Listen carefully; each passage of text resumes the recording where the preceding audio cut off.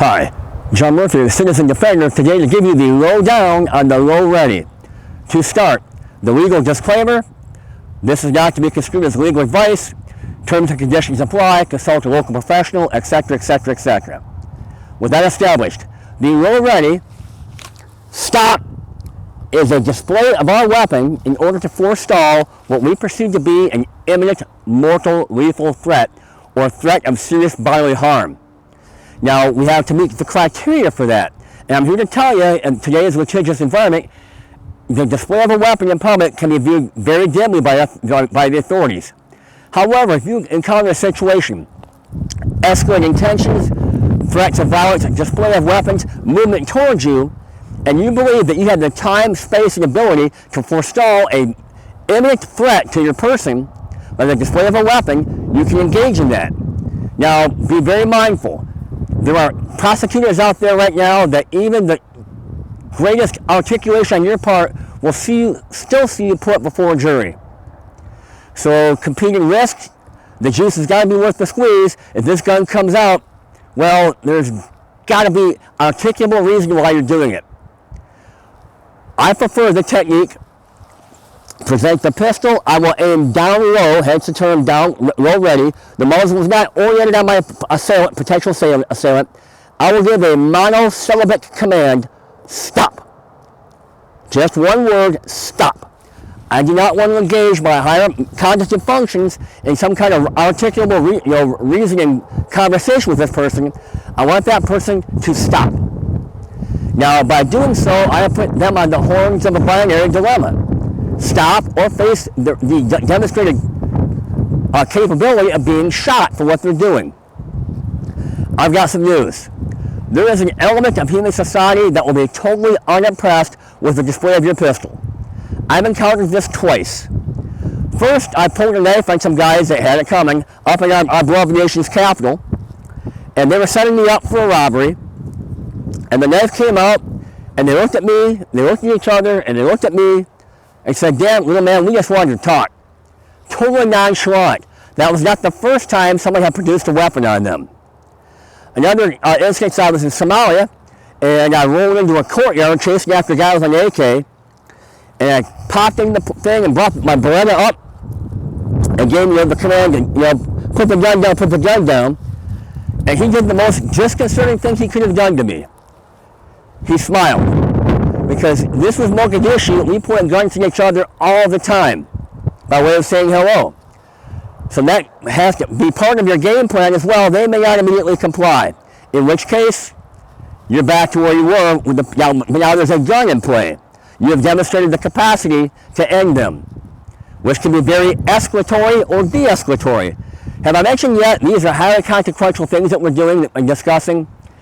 I would love to give you a straight algorithm of this is how it's going to be, but there are so many variables. Now again, for me, the gun comes out, I give that command of stop, and they comply, no problem. Now what do? Mexican standoff? No. Get out of here, go away, beat it! And they leave. Or they don't. Gun comes up, and I administer the force I have to. Alternatively, I can start moving backwards. You don't have to search very far on YouTube to find police officers essentially herded and corralled backwards. Now, they are under the cover of law. They're there to arrest somebody, take them into custody. Our mission is just to get home. Be very mindful you don't find yourself caught in that trap. It's also a good idea to have a supplemental non-lethal weapon for these kind of circumstances, if that's all the situation calls for. Now, it has become kind of a thing among some instructors where the low ready is actually aimed in. I'm not a fan. Here's my point. I'm looking at my adversary, my suspect, my problem. I need to see all that I can in order to make a fully informed decision. I need to see his hands, his waist, and his face. If I'm aimed in, well, shoot, let me show you. If I am aimed in on the problem, I cannot see any of those features. Muzzle depressed, out of the way, I can see the whole problem and make a fully informed decision. This is crucial. I don't want to be involved in what's referred to as a mistake of fact shooting, where a wallet comes out or something like that. My vision is occluded. All I see is furtive movement from the shoulders, which is normally associated with producing a weapon. I fire a shot and it's a cell phone. We want to avoid that contingency, if at all possible. Additionally, if I see hands where the weapons are, the waistline where the weapons come from, and the face, with the face view, I can positively identify who it is I'm dealing with and maybe derive some discernment as to what their motivation is. It could be this. It could be, oh man, I was just here to victimize you. I wasn't here to fight you, when the weapon comes out. And there's another point. Depending upon whose statistics you believe, between 300,000 times a year per the Department of Justice and 2.5 million times a year per Professor Kleck, a firearm is involved in self-defense display in this country without a shot being fired. Either way, a significant number. Now, again, the gun comes out, stop! I'm depressed below his feet, so if the gun discharges inadvertently or negligently, I'm jostled, I maybe have a moment of stupidity, my trigger finger brain goes crazy, the shot is less likely to injure or kill someone. Another technique you can possibly employ here is to depress the muzzle off to the side. As a thought. You must be able to articulate an imminent threat.